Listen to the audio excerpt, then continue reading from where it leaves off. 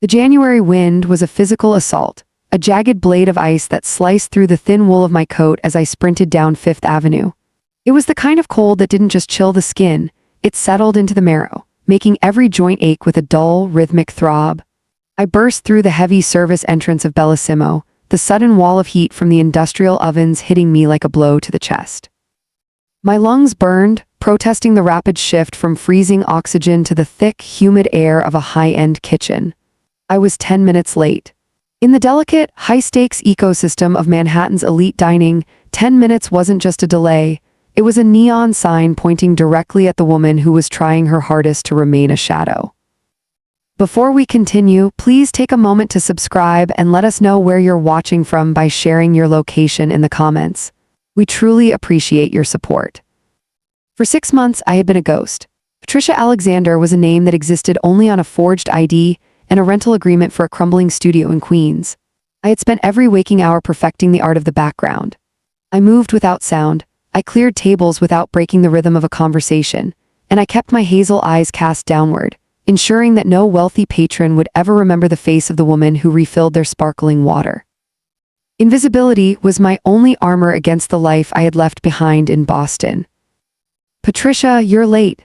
If you weren't the most efficient ghost I had, I'd fire you on the spot," Marco, the floor manager, barked without looking up from his silver clipboard. His voice was usually a smooth, practiced baritone, but tonight it was pinched, vibrating with a frantic energy that set my teeth on edge. "I'm sorry, Marco, the subway. I don't care about the G-train's failures." He turned to me then, and I saw the sheer panic in his eyes. His tie was slightly crooked, and a bead of sweat stood out on his temple despite the air conditioning. "Jessica is gone. She had a panic attack in the walk-in freezer 5 minutes ago. You're taking the gold room, table 7. I felt the blood drain from my face. "The gold room, Marco, no, I stay in the main dining area for a reason. I'm support staff, I don't handle the private suites." Marco stepped into my personal space, his hands gripping my shoulders with a force that bordered on painful. "Listen to me very carefully. The men in that room, they don't just own their companies, they own the ground we are standing on. They are the reason this building hasn't been leveled for a skyscraper. If their wine glasses are empty for more than 10 seconds, it's my head. And if you screw this up, it's yours. Go, now." I fumbled with my black apron, my fingers still white and stiff from the cold. I tied the knot with a jerk, smoothed my skirt, and tucked a damp, rebellious strand of hair back into my tight bun. I needed this job. Every cent I scraped together was a lifeline being tossed across the Atlantic to a hospice in Florence. My grandmother, the only person who had ever truly loved me, was fading, and I was the only one paying for the morphine that kept the pain at bay. I took a deep, steadying breath and pushed through the heavy, soundproofed oak doors of the gold room. The atmosphere inside was a stark contrast to the clattering chaos of the kitchen. It was quiet, not the silence of an empty room, but the heavy, pressurized silence of a predator lying in wait. The air was thick with the scent of expensive cedarwood, hand-rolled cigars, and the metallic tang of old-world power. 6 men sat around a massive circular table of dark, polished mahogany. At the head of that table sat Averardo Enzo. The rumors didn't do him justice. He sat with a casual, terrifying grace, his broad shoulders filling out a charcoal suit that looked as though it had been molded to his frame by a sculptor. His hair was dark and swept back with lethal precision, revealing a sharp jawline and the faint, rugged shadow of stubble. He was the embodiment of a Dante Morty, intense, dark, and radiating a romantic kind of danger that seemed to suck the oxygen out of the room. He didn't look at me as I approached, but I felt his attention shift toward me like a spotlight. It was a physical weight, a magnetic pull that made my skin prickle. I moved with the grace of a specter, my movements rehearsed and mechanical. I poured the 1990 Brunello di Montalcino with a hand I forced to remain stone still. The men were speaking in low, gravelly tones, their conversation a labyrinth of coded language talk of shipping lanes, territorial dividends, and unresolved debts.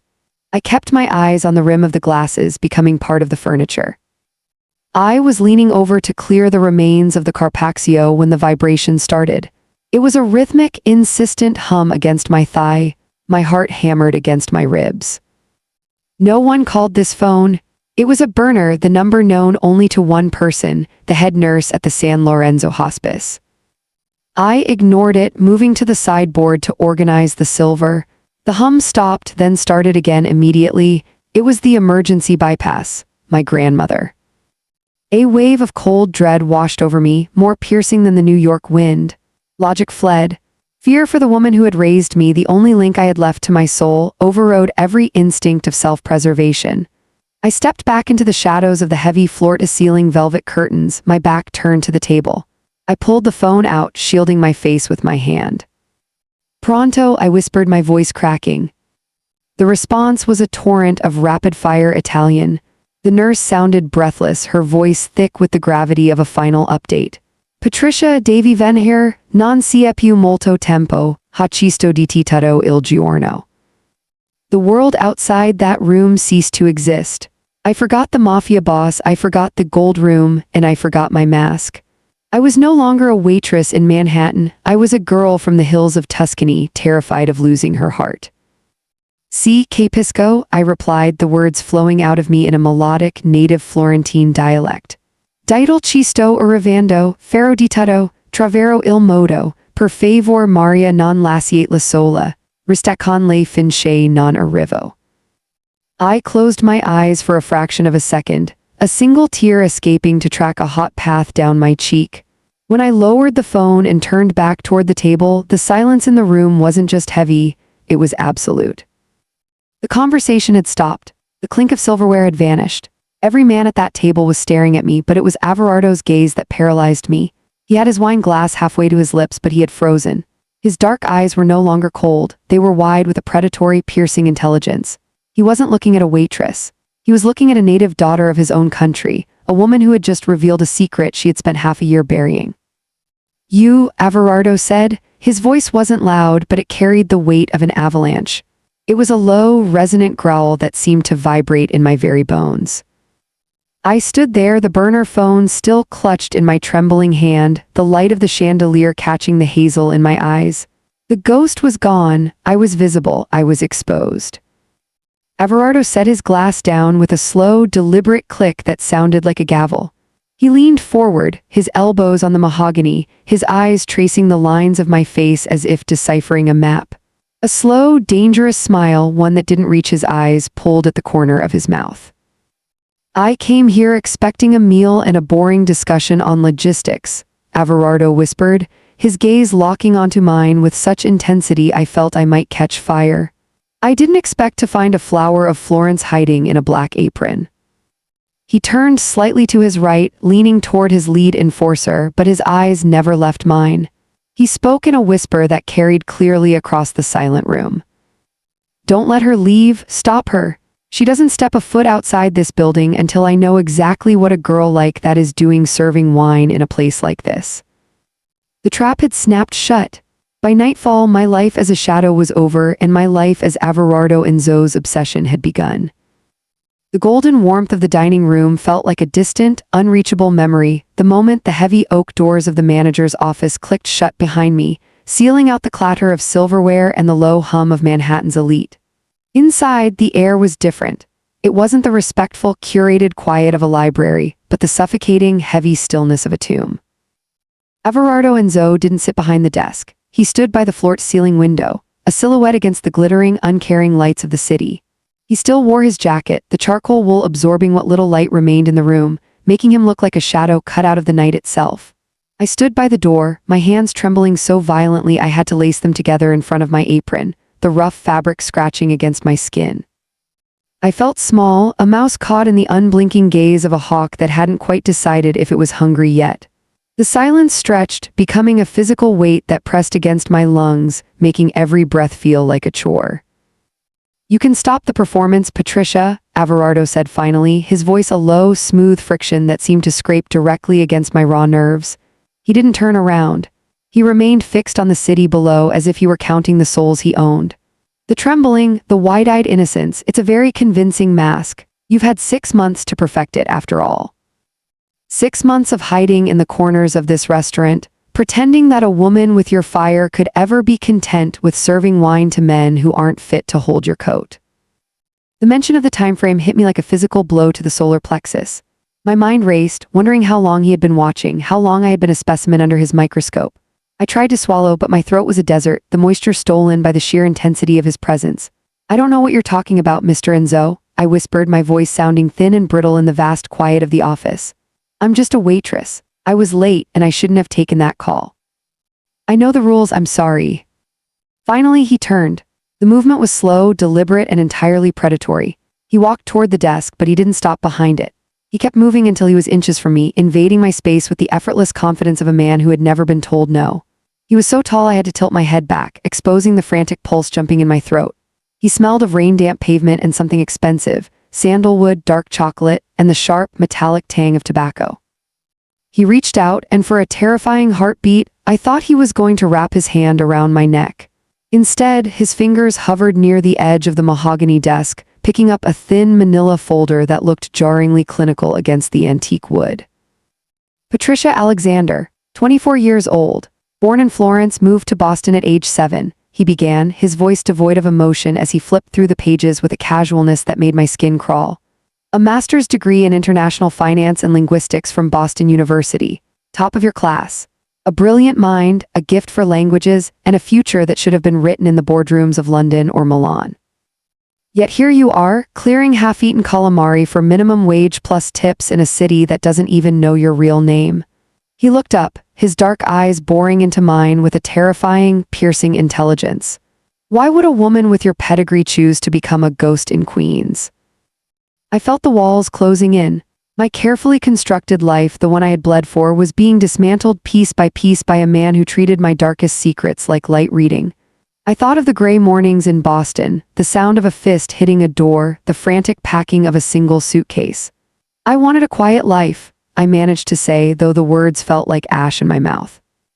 No, Averardo countered, taking one more step closer, forcing my back against the cold, unyielding wood of the door. The heat radiating from his body was a sharp contrast to the chill of the room. You wanted a life where Thomas Miller couldn't find you, your ex-boyfriend, a man with a very loud temper and a very long reach in the Boston Police Department. You've been running for a long time, Patricia, but you haven't just been running, you've been paying. He tapped a long, manicured finger against a line of financial data in the folder. Every 2 weeks, like clockwork, $4,000 sent to the San Lorenzo Hospice in Florence. That is a lot of quiet life money for a waitress to produce. You're drowning in debt, your bank account is a graveyard of overdraft fees, and your grandmother is running out of time. The mention of my grandmother broke the last of my professional resolve. The grief I had been shoving into the basement of my heart flared up, hot and stinging behind my eyes. Averardo smiled then, a slow, triumphant curve of his lips that made my heart do a traitorous, agonizing somersault. It wasn't the smile of a businessman, it was the smile of a conqueror who had just expanded his empire. He leaned in, his lips lingering near mine for a second too long, teasing a contact that never came. Pack a bag, Patricia, pack for the life you used to have and the one I am about to give you. By nightfall tomorrow, the ghost is going home. And remember, he whispered, his voice dark with a possessive edge that made me shiver, don't try to run.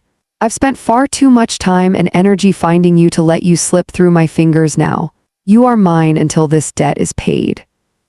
He pulled back, his eyes searching mine for a moment longer, perhaps looking for the girl who had answered the phone in Italian, before he gestured toward the door with a sharp, dismissive flick of his wrist.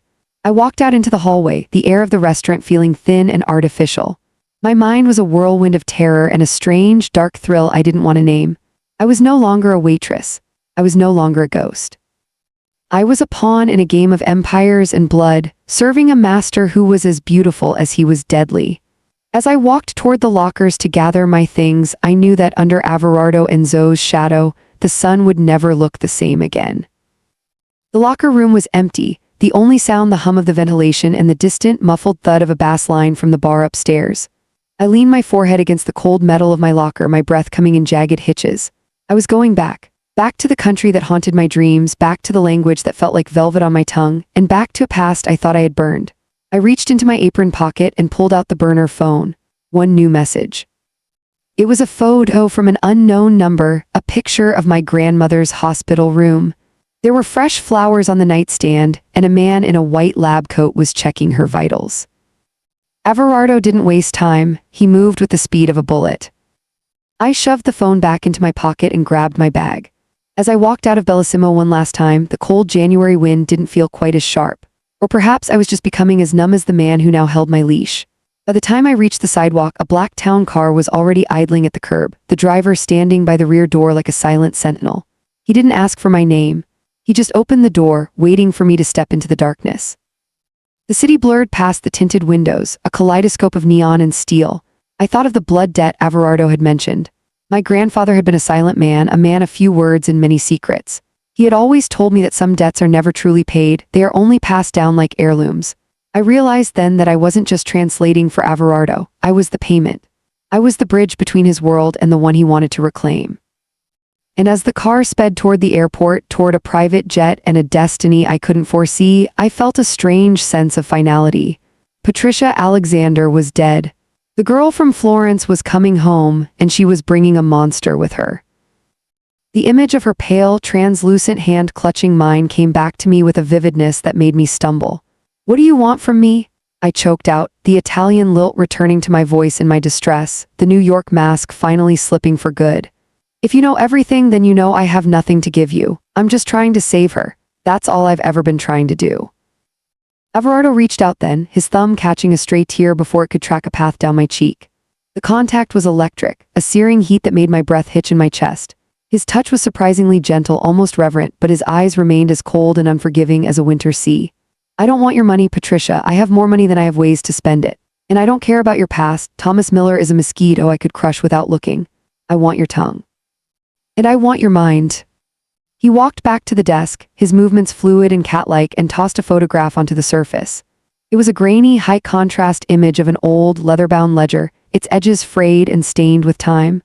"My family has a history in Florence, a history that involves a debt owed to your grandfather. He was a soldier for my father, a man of immense loyalty who died protecting a secret that was stolen 10 years ago. That secret is recorded in a ledger currently held by a man in Tuscany who thinks he is untouchable because he speaks a dialect my modern enforcers can't penetrate." He leaned over the desk, his presence filling the room until there was no space for me to breathe, no room for me to think of anything but him. "I am going to Italy tomorrow night. I need someone who knows the dialect, someone who understands the nuances of the Florentine aristocracy, and someone who can move through a crowded gala without being noticed. You are that someone. You will be my administrative assistant. You will translate the things people think I don't understand, and you will help me recover what belongs to the Enzo family. You will be my eyes and my ears in a world that thinks I am just a brute from New York." "And if I say no?" I asked, my voice barely a thread, my heart hammering a frantic rhythm against my ribs. "If I choose to stay here and take my chances?" Averardo's expression didn't change, but the air in the room grew several degrees colder, the atmospheric pressure dropping as if a storm were about to break.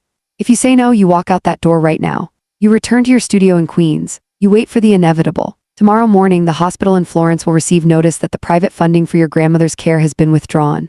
She will be moved to a state ward, a place of white walls and indifference. She will die alone, Patricia.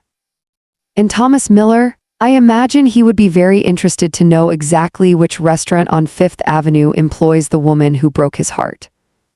The cruelty of it was breathtaking, a masterclass in psychological warfare.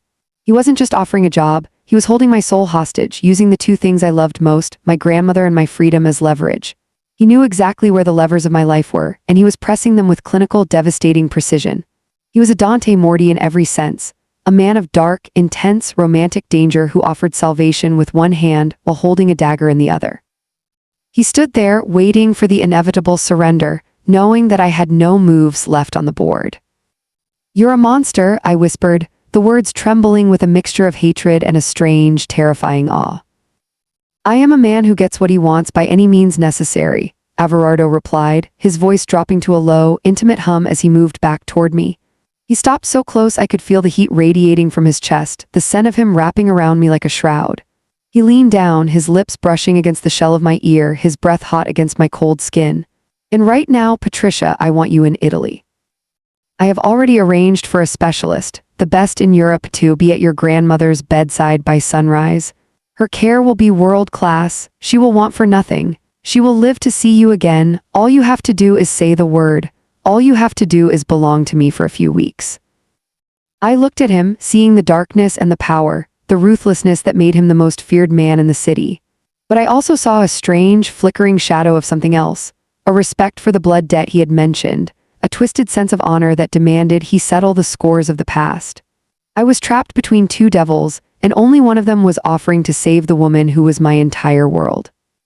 I thought of my grandmother's smile, of the way she used to braid my hair in the sun, and the choice made itself. "When do we leave?" I asked, my voice steadying as I finally accepted the golden handcuffs he was placing on my wrists. The cabin of the private jet was a sanctuary of cream leather, polished walnut, and the muted hum of engines that sounded more like a distant heartbeat than a machine.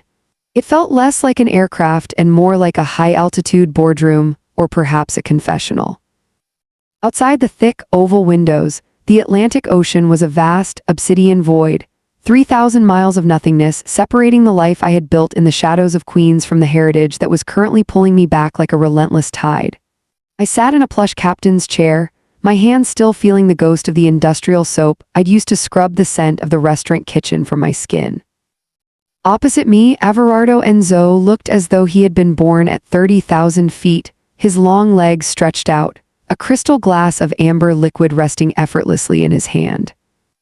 He had changed into a softer cashmere sweater, but the change in attire did nothing to dampen the sheer, predatory gravity he exerted. He watched me with the same clinical intensity he had used in the office, his dark eyes tracking the way I nervously smoothed the fabric of the high-end travel suit he'd delivered to my apartment before the car arrived. It was silk, it was expensive, and it felt like a uniform.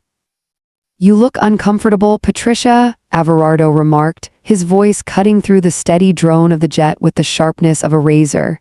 He didn't sound concerned, he sounded observant, as if he were cataloging my reactions for future use. "Is it the height or the company?" "It's the lack of choice," I replied, my voice steadier than I felt.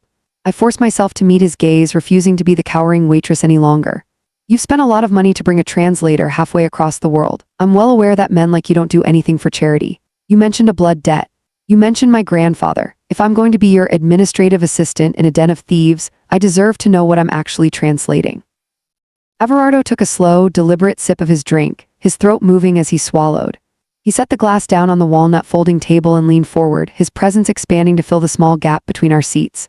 "Charity is for the weak, and you, Patricia, are many things, but you are not weak. You are a survivor, it's why you're here." He reached into a leather briefcase beside him and pulled out a yellowed, fragile piece of parchment protected by a plastic sleeve. He held it out to me. "Do you recognize the handwriting?" I took the paper, my breath catching as I saw the elegant, slanted script. It was my grandfather's. It was a letter dated 40 years ago addressed to a man named Lorenzo Enzo. As I scanned the lines, the Italian words felt like ghosts whispering in my ear. It spoke of loyalty, of a ledger of sins, and a promise made in the dark of a Tuscan cellar. "My father, Lorenzo, was not a man who trusted easily," Averardo began, his voice dropping into a register that was almost intimate. "He was a man of the old world, where a man's word was his bond and his blood was his currency. 40 years ago, the Enzo family faced a coup. A rival faction had stolen the central ledger of our operations, the document that listed every bribe, every contact, and every secret we held over the politicians in Rome. If that ledger had been turned over to the authorities, or worse, to our enemies, the Enzo name would have been erased from history." I looked up from the letter, the paper trembling in my hand. "What does this have to do with my grandfather? He was a gardener. He worked in the olive groves." Averardo gave a short, mirthless laugh. "He was the finest gardener I've ever known if you consider pruning the weeds of the underworld gardening. Your grandfather Matteo was my father's most trusted sottocapo. He wasn't just a soldier, he was the shadow that walked behind the throne. When the ledger was stolen, it was Matteo who went into the lion's den to retrieve it. He found it, but he was cornered in a villa outside Siena." Averardo stood up, pacing the narrow aisle of the jet like a caged panther. He stopped by the window, staring out at the darkness. "The orders were to burn the villa with everyone inside. My father was there, trapped in the basement. Matteo had a choice. He could save the ledger and ensure the family's future, or he could save his friend. He did both. He threw my father through a service window just as the roof began to collapse. He stayed behind to make sure the men pursuing them didn't follow. He walked through the fire to bring that ledger to safety, and he took 3 bullets in the process." The air in the cabin felt suddenly thin, as if the pressurization had failed. I stared at the letter, the ink blurring before my eyes. My grandfather had never spoken of this. To me, he was the man who smelled of soil and rosemary, the man who taught me how to conjugate Latin verbs and how. As the hum of the jet vibrated through my bones, I realized the terrifying truth. I wasn't just working for Averardo Enzo. I was starting to believe in him, and in this world, belief was the most dangerous language of all. The transition from the hum of the private jet to the rhythmic, bone-deep thrum of the Augusta Westland helicopter was a blur of silver mist and rising sun. Below us, the jagged gray-green spine of the Apennines gave way to the rolling emerald velvet of the Tuscan countryside. From this height, the world looked ancient and undisturbed, a patchwork of olive groves, vineyards, and cypress trees that stood like silent sentinels along the winding, dusty roads. It was beautiful, a living painting of my childhood, but the beauty was a lie. I knew what lay beneath those picturesque terracotta roofs, centuries of feuds, secrets, and blood debts that never truly washed away. Averardo sat across from me in the cramped, luxurious cabin of the chopper, his eyes fixed on the horizon. He hadn't spoken since we left the tarmac in Rome. He had donned a pair of dark aviators, his face a mask of granite. He looked less like a man and more like a force of nature returning to claim his territory. As the helicopter tilted, banking toward a massive stone structure perched on a limestone ridge, I felt my stomach drop. The Enzo villa was not a home, it was a fortress. Known as Castello d'Ombra, the Castle of Shadows, it was a sprawling complex of medieval stone and Renaissance elegance, surrounded by a high, electrified perimeter wall that looked jarringly modern against the ancient backdrop. As we descended toward the private helipad, I saw the flash of sunlight on the barrels of rifles carried by men in dark suits patrolling the ramparts. This was Averardo's heart, the center of his empire, and as the skids touched the concrete, I realized that the golden handcuffs he'd placed on me in New York were about to be replaced by stone walls. The door opened, and the air of Italy rushed in warm, fragrant with the scent of wild rosemary and drying earth, and heavy with the salt of the distant Tyrrhenian Sea. It was the smell of home, and it hit me with the force of a physical blow. I stepped out, my legs feeling unsteady on the solid ground, and found myself face to face with a small army of staff. They bowed their heads as Averardo stepped down behind me, his hand coming to rest firmly on the small of my back. It was a gesture of protection, but also one of possession. "Welcome home, Patricia," he murmured, his voice barely audible over the dying whine of the rotors. He didn't give me time to process the grandeur of the courtyard, or the fountain that gurgled in the center of the square. He led me through a series of vaulted stone corridors, our footsteps echoing like gunshots against the marble floors. We passed tapestries that depicted battles long forgot, and portraits of Enzo ancestors whose eyes seemed to follow me with grim suspicion. Finally, we reached a heavy set of double doors guarded by two men who looked more like special forces than security guards. They stepped aside without a word. "She is inside," Averardo said, his voice softening just a fraction. "The specialists have been with her since dawn. Go, I will be in the study when you are finished." I pushed the doors open, my heart hammering against my ribs so loudly I thought it might burst. The room was bathed in the soft, golden light of the Tuscan morning. It was a sprawling suite, filled with antique furniture and the scent of fresh lilies. In the center was a state-of-the-art medical bed, surrounded by monitors that beeped with a quiet, reassuring rhythm. And there, looking smaller and more fragile than I remembered, was my grandmother, Nonna Rosa. I crossed the room in a trance, falling to my knees beside the bed.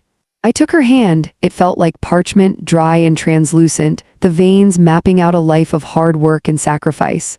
Her eyes were closed, but as I pressed my lips to her knuckles, her fingers twitched. "Nonna," I whispered, the Italian flowing from me like a prayer. "Sono io, Patricia, sono tornata." Her eyelids fluttered open. For a terrifying second, they were clouded with the fog of age and medication, but then they cleared, focusing on my face with a sharp, sudden clarity. A small, trembling smile touched her lips. "Patricia," she breathed, her voice a ghost of the one that used to sing me to sleep.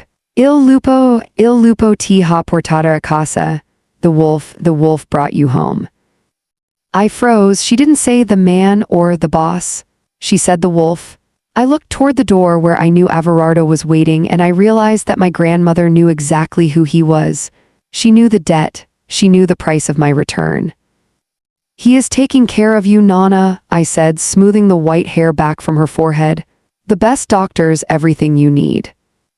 She squeezed my hand with surprising strength.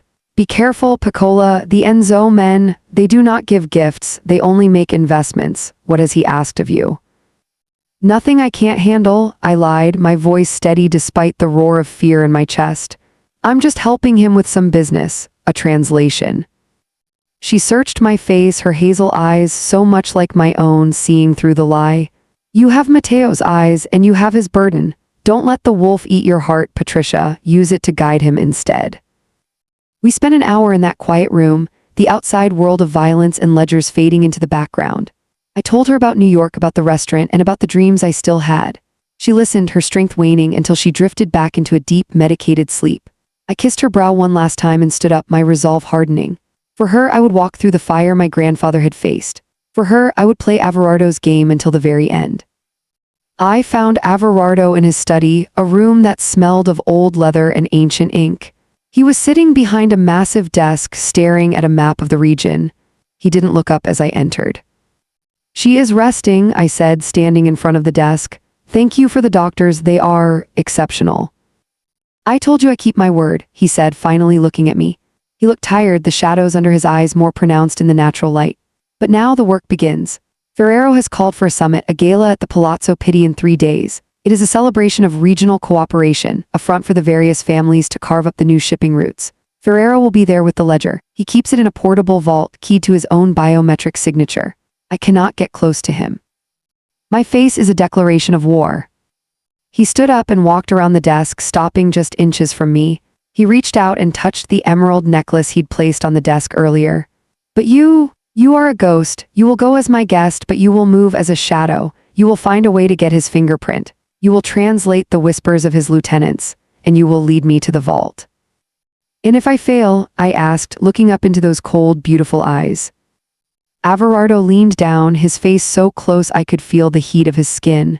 Failure isn't an option, Patricia, because if you fail, Ferrero wins. And if Ferrero wins, this fortress falls. And everything inside it, including your grandmother, falls with it. He picked up the emeralds and draped them around my neck, the cold stones biting into my skin. His fingers lingered on the nape of my neck, a touch that was both a caress and a threat. In 3 days, you stop being a waitress. You become the most dangerous woman in Italy. Do you understand? I looked at my reflection in the dark window, the emeralds glowing against my skin, the fire in my eyes, and the shadow of the wolf standing behind me. I understand, I said. I've been a ghost for 6 months, Averardo. It's time I started haunting the people who deserve it. The rest of the day was a blur of preparation. I was handed over to a team of stylists and tutors, people who treated me like a weapon being polished for battle. I learned the layout of the Palazzo Pitti, the names of Ferrero's inner circle, and the specific dialect of the Sienese families I would be interacting with. But through it all, the weight of Averardo's gaze followed me. Every time I turned a corner in the villa, he was there, watching, calculating, and seemingly waiting for me to break. Dinner was served in a dining room large enough to host a banquet, yet only the two of us sat at the long table. The silence was deafening. The staff moved like clockwork, placing dishes of wild boar ragu and truffle-infused pasta before us, then vanishing back into the shadows. Averardo watched me eat, his own plate barely touched. You have a natural aptitude for this, he noted, his voice echoing in the vast space. Most women in your position would be screaming or pleading for their lives by now. I've already had my life taken from me once, I replied, setting my fork down. In Boston. When you've already lost everything, there's nothing left to fear but failure. I'm not pleading, Averardo, because I know you wouldn't listen. You're a man of logic and blood. Pleading is a waste of breath. Averardo tilted his head, a small, genuine smile flickering on his lips for the first time. Logic and blood, a fair assessment, but you forget the third element, Patricia. And what's that? Obsession, he whispered. My family has been obsessed with that ledger for a decade. And I suspect before this is over, I will be equally obsessed with the woman who helps me find it. He stood up, signaling the end of the meal. Get some sleep. Tomorrow we begin the physical training. Ferrero's men are not easily fooled. If you are to be my weapon, you must know how to strike as well as how to hide. As I walked back to my suite, the moon hanging low and silver over the Tuscan hills, I felt the walls of the fortress closing in. I was safe from Thomas Miller, safe from the poverty of Queens, but I was in a far more dangerous cage now. I was in the heart of the wolf's den, and the only way out was to become a predator myself. I thought of my grandmother's words, "Don't let the wolf eat your heart." As I lay down in the oversized bed, the silk sheets feeling like liquid ice, I wondered if it was already too late. I could still feel the phantom pressure of Averardo's fingers on my neck, and for the first time in my life, I wasn't sure if I wanted him to let go. The night was filled with dreams of fire and emeralds. I saw my grandfather standing in the flames, holding a book that screamed with the voices of the dead. And standing beside him was Averardo, his hand outstretched, waiting for me to join them. When I woke, the sun was just beginning to bleed over the horizon, painting the sky in shades of bruised purple and gold. I stood on the balcony, looking out over the empire I was now a part of, and I knew that the waitress from Manhattan was gone. There was only the administrative assistant of the Enzo family, and the game had only just begun. To spot a ripe tomato, he never told me, I whispered.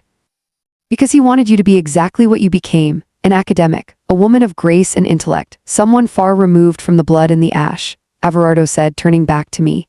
His expression was unreadable, a mask of stone. But the ledger he saved was stolen again 10 years ago during the transition of power after my father died. The man who has it now, Elio Ferrero, was one of the men who set that fire 40 years ago. He is a ghost from the past who thinks he can use my family's secrets to build his own empire. He sat back down, his eyes locking onto mine with an intensity that made my heart race. Your grandfather saved my father's life. In our world, that is a debt that transcends generations. It is a blood debt. My father swore that if Matteo's bloodline ever needed protection, the Enzos would provide it. But there is a flip side to that coin, Patricia. If the Enzos ever needed the Matteo line to finish what was started, they would answer the call. You didn't bring me here to protect me, I said, the realization hitting me like a cold wave. You brought me here because I'm the only one who can get close to Ferrero, because he'll recognize my face, because I look like Matteo. Averardo didn't deny it. He reached out and tilted my chin up, his fingers firm and warm against my skin. Ferrero is obsessed with the past. He loved your mother long before she fled to America. He sees you as the prize he was denied. You are the key to the villa where the ledger is kept. You are the only one who can move through his circle without raising an alarm. On the bait, I breathed, the silk of the suit suddenly feeling like a shroud. You are the weapon, Averardo corrected, his voice a low, dangerous hum.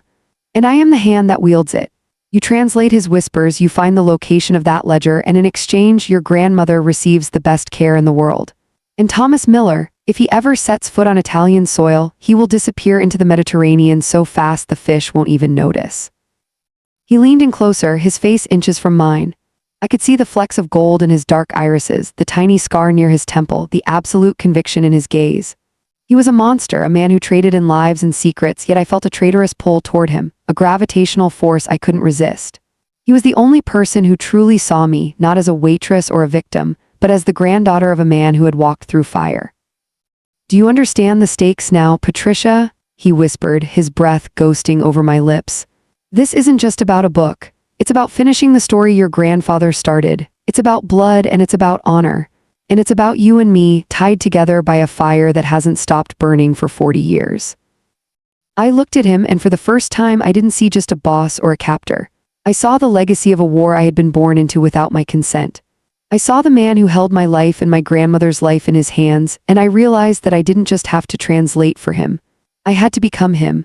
I had to learn the language of power, the syntax of betrayal, and the grammar of survival. I understand, I said, my voice sounding like steel. But if I'm going to be your weapon, Averardo, you better make sure you know how to hold me, because a weapon like this doesn't just cut the enemy, it cuts the one who carries it too. Averardo's eyes flared with something that looked suspiciously like respect, or perhaps it was just the thrill of the hunt. He didn't pull away. Instead, he increased the pressure on my chin, his thumb brushing against my lower lip in a gesture that was both a threat and a promise. I've been cut by experts, Patricia. I think I can handle a little more blood. He released me then, falling back into his seat and picking up his glass as if the last 10 minutes of earth-shattering revelations had been nothing more than small talk. He looked out the window again, the jet chasing the dawn across the Atlantic. Get some sleep. We land in Rome in 4 hours. From there, we take the helicopter to Tuscany. The game begins the moment your feet touch the grass. I leaned back in the cream leather chair, my mind spinning. The blood debt was a weight I hadn't known I carried, a shadow that had been following me from the streets of Florence to the diners of Queens. I closed my eyes, but I didn't see the darkness. I saw a villa on fire, a man clutching a ledger, and the cold, golden eyes of the man who was now my only hope and my greatest danger. At 30,000 feet, the truth had finally caught up with me, and I knew that when we landed, the waitress would be gone forever. There was only the granddaughter of Matteo, and the woman who would do anything to save the last of her blood. Averardo said, his voice dropping into a register that made the hair on my neck stand up. I was thinking about the road to Grieve. It's a beautiful drive this time of year, but I find that the inland routes can be so unpredictable. Perhaps we should discuss the hidden assets your family keeps in that region. I wouldn't want any accidents to happen to my men while they're enjoying the scenery. The silence that followed was absolute. The nephew's face went from smug confidence to a sickly, pale gray in the span of a heartbeat. Morty's fingers stopped their drumming. The old man looked at Averardo, then his gaze drifted slowly, suspiciously to me.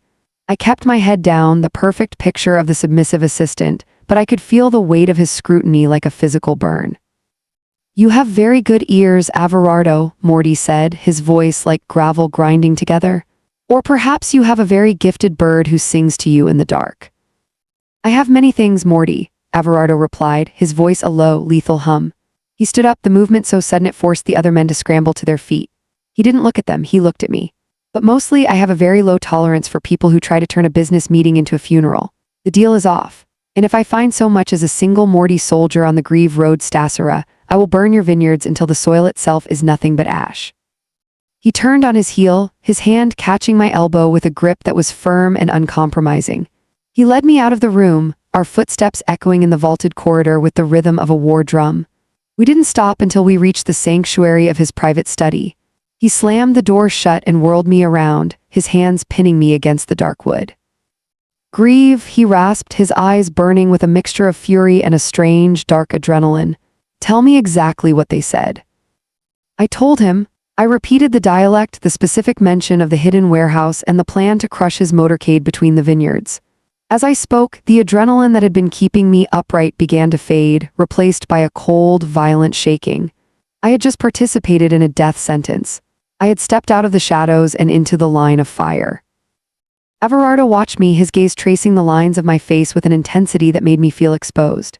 He didn't thank me. He didn't offer a word of comfort. Instead, he reached out and took the pearls at my throat, his fingers brushing against the skin he had touched only hours before. You saved my life, Patricia, he whispered, his voice a low, melodic growl. And in doing so, you've made yourself a target. Morty knows. He saw the signal. He knows you aren't just an assistant. I did what I had to do for my grandmother, I replied, my voice trembling, for the debt. Averardo leaned in, his face inches from mine, his breath hot against my lips. The debt is just the beginning. You are no longer a guest in this house, Patricia. You are the heart of the Enzo family's defense. And I promise you, by the time we reach the gala at the Palazzo Pitti, every man in Italy will know that to touch you is to invite the wrath of the wolf. He leaned down, his lips ghosting over mine in a gesture that was both a seal of our partnership and a claim of ownership. It wasn't a kiss of passion, it was a kiss of war. We changed the plan. We don't go to Grieve, we go to the warehouse first. We show them what happens when they try to trap a ghost. As he pulled away and began shouting orders to his men, I stood against the door, the cold pearls still warm from his touch. I had survived the parley, but I knew the translator's trap had only just begun to close. I wasn't just a waitress or an academic anymore. I was a player in a game of blood and shadows, and for the first time I wasn't sure if I was the hunter or the prey. I looked out the window at the darkening Tuscan hills, and I knew that the blood debt my grandfather had started was now being written in my own name. The night was no longer a sanctuary, it was a battlefield.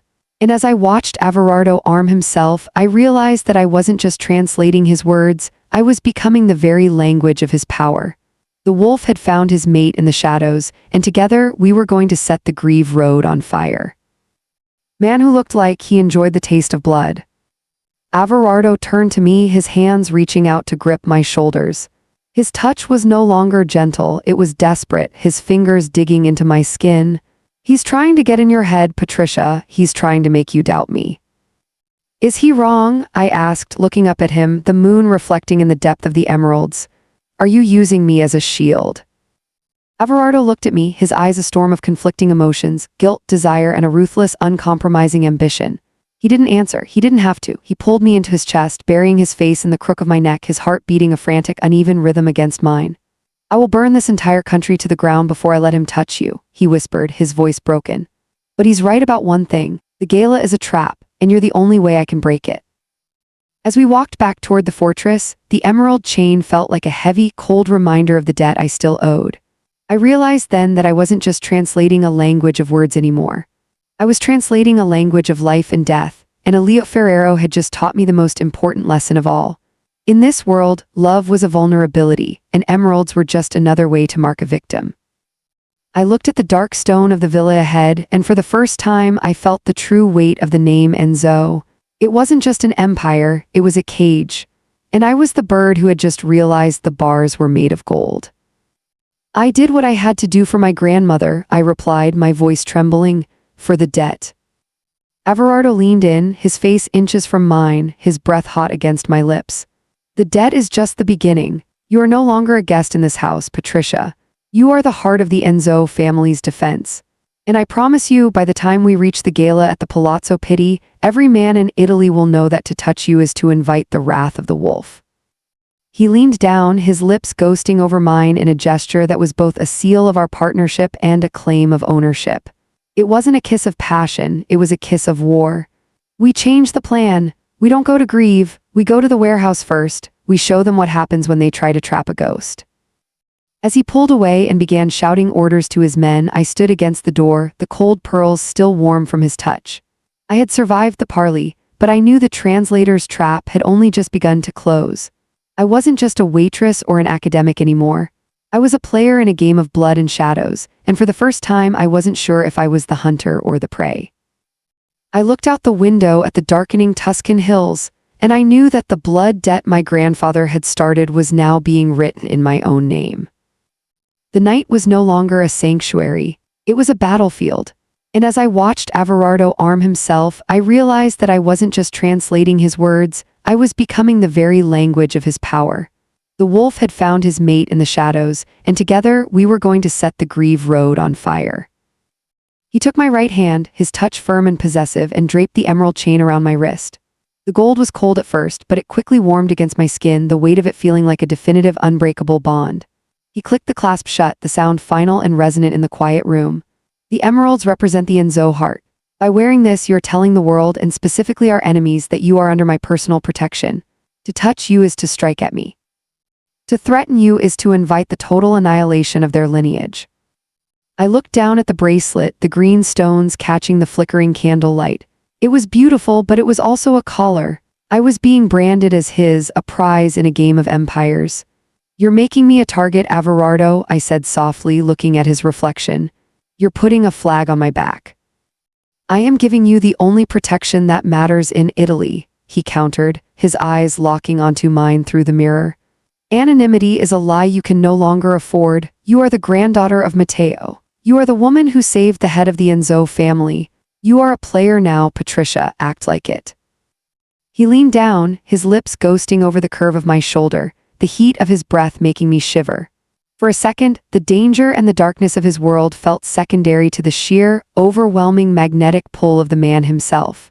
He was a monster, yes, but he was a monster who had built a fortress around my grandmother and a wall of emeralds around me.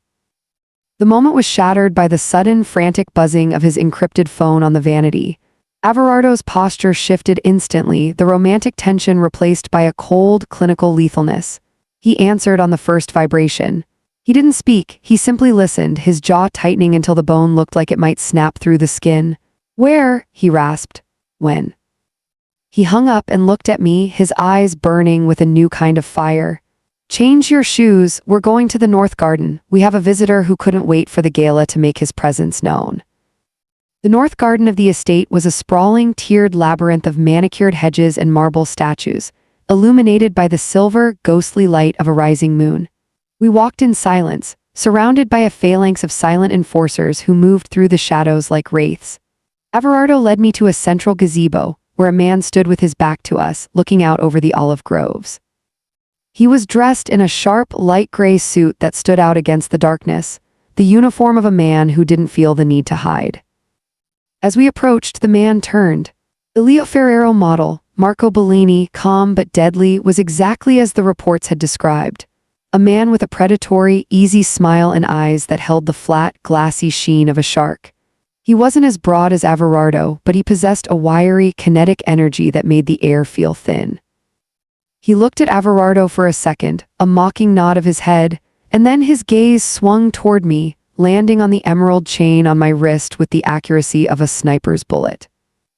Averardo, Elio said, his voice a smooth, cultured baritone that carried a hint of a Roman accent. You always did have a flair for the dramatic, sending the Morty boy home in a body bag, bold, a bit messy for my taste, but bold.